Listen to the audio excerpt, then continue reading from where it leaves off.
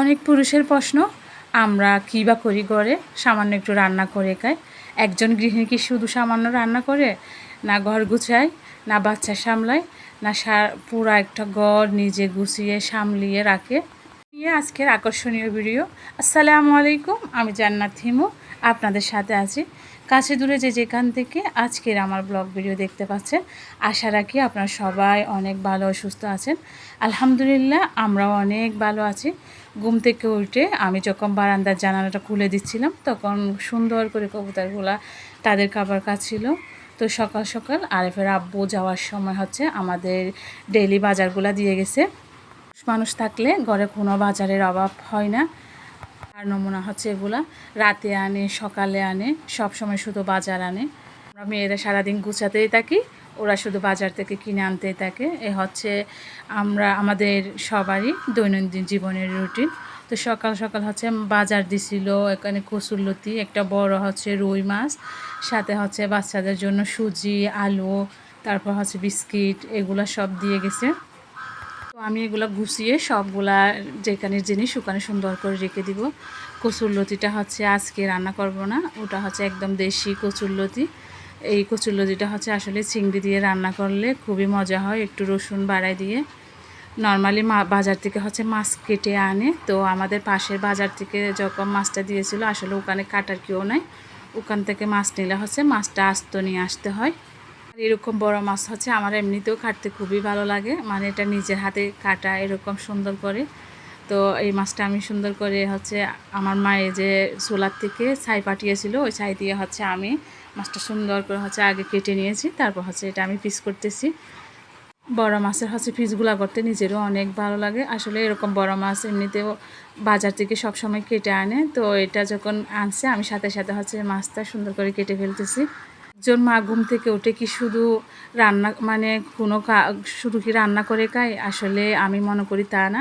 একজন মায়ের সকাল থেকে ঘুম থেকে ওঠার পর অনেক ডিউটি, যেমন ঘুম থেকে বাচ্চাকে তোলা, তারপর যে বাচ্চাকে কিছু খাইয়ে তারপর স্কুলে পাঠিয়ে দেওয়া, আবার নিজের জন্য নাস্তা বানানো বা হাজব্যান্ডের জন্য নাস্তা বানানো, এই নিয়ে আরও কত কাজ। তারপর খেয়ে দিয়ে একজন মায়ের তারপর ঘরের কাজে নেমে যেতে হয়, যেমন ঘর গুছানো, পোড়া ঘর, তারপর যে রান্না করা, পাশাপাশি আরও কত কাজ, এগুলা হিসাব করা যায় না আসলে।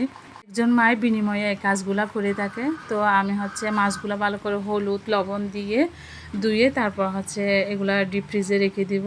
আমি যেহেতু বিকালে রান্না করি, তো মাছটা আমি কেটেছি সকালে, তো যেগুলো রান্না করবো ওগুলো প্লেটে রাখতেছি।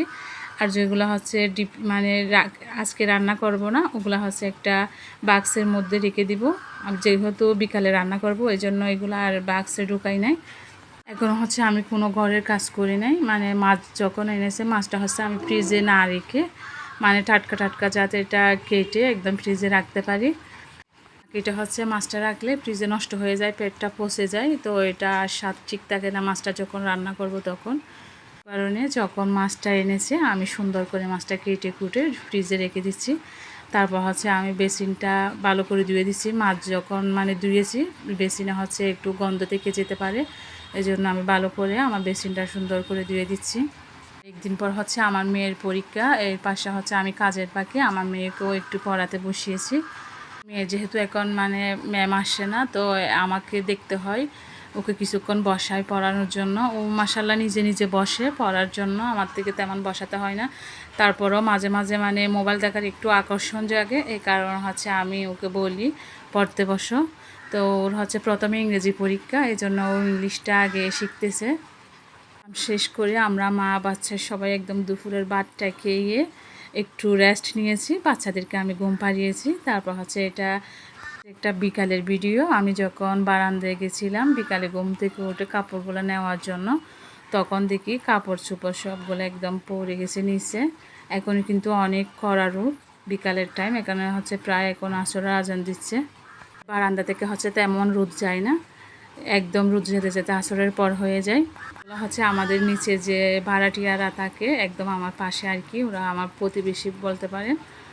তো ওদের কাপড় চোপড় এখানেও টাঙানো আছে। দেখেন আমার মেজো ছেলে ঘুম থেকে উঠছে, এখন বিকাল। আরহাম হচ্ছে ওর মেয়ে ঘুমাচ্ছে, আর আরাপ এদিকে ঘুম থেকে উঠে আবার হচ্ছে এই কাটে শুয়েছে। ছোট্ট আরাফের খেলনার দোকান। আমার ছেলে হচ্ছে রাতে পড়ালেখা শেষ করে এখন হচ্ছে খেলনা নিয়ে বসছে সে খেলতে। তো আমি এরই পাকে একটু ওর দোকানটা আপনাদেরকে দেখাচ্ছি।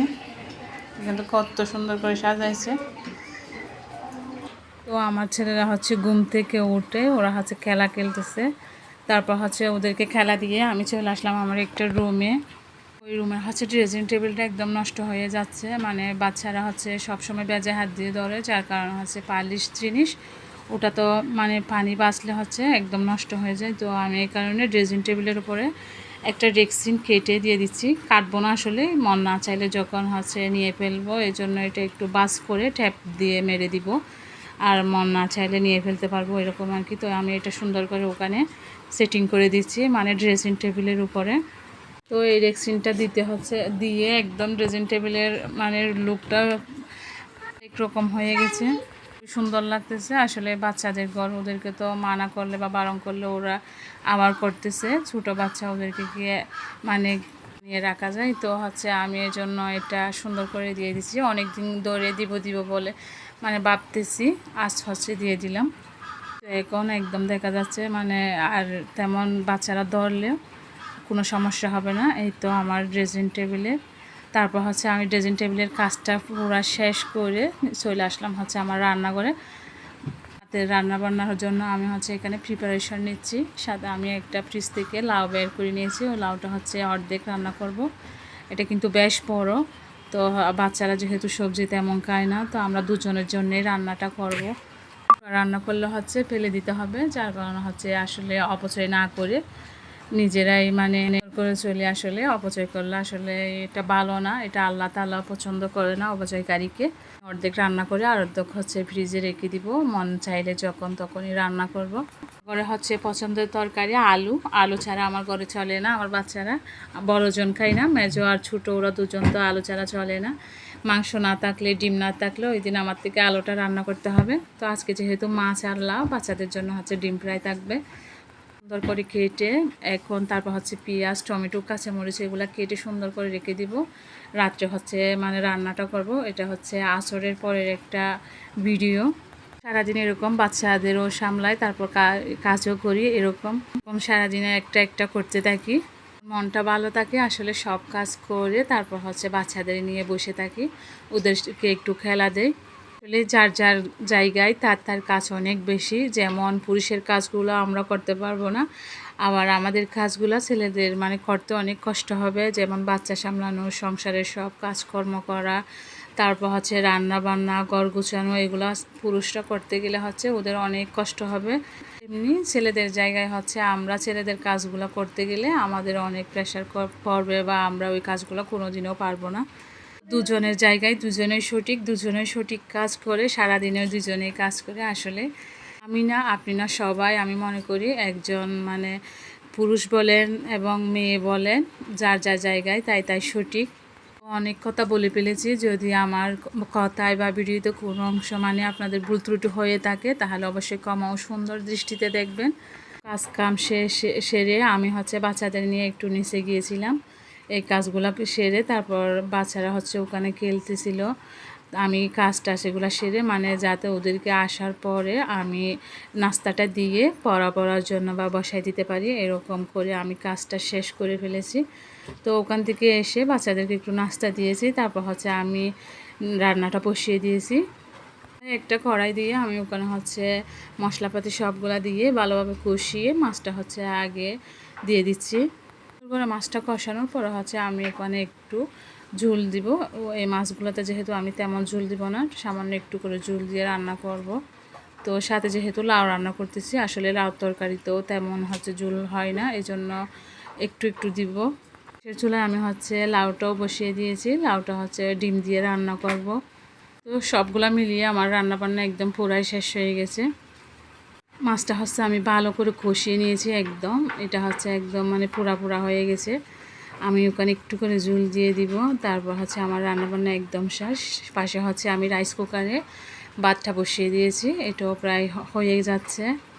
এই তো আমার রান্নাবান্না একদম বরাবরের মতো শেষ। এগুলো হচ্ছে একটু তরকারি ছিল গতকালকের, পাশে হচ্ছে আমার রুই মাছের তরকারিটা, তারপর হচ্ছে আমার লাউ, তারপর সাদা ভাত। তো আজকে পর্যন্ত অনেক কথা বলে ফেলেছি। আমার ভিডিওর কোনো অংশ যদি আপনাদের ভালো লেগে থাকে তাহলে একটা লাইক দিয়ে দিবেন। এরকম ফ্যামিলি ব্লগ দেখতে চাইলে চ্যানেলটিকে সাবস্ক্রাইব করে রাখবেন। তো আর দেখা হবে অন্য একটি ব্লগ ভিডিওতে। আল্লাহ হাফেজ, আসসালামু আলাইকুম। পাশাপাশি হচ্ছে এই তো আমার রান্নাঘর একদম পরিষ্কার করে ফেলছি, সাথে সাথে রান্নার পাশাপাশি রাতের ভিডিও, তার কারণ হচ্ছে একটু ঝাপসা আর আমার ক্যামেরাটা অত ভালো না।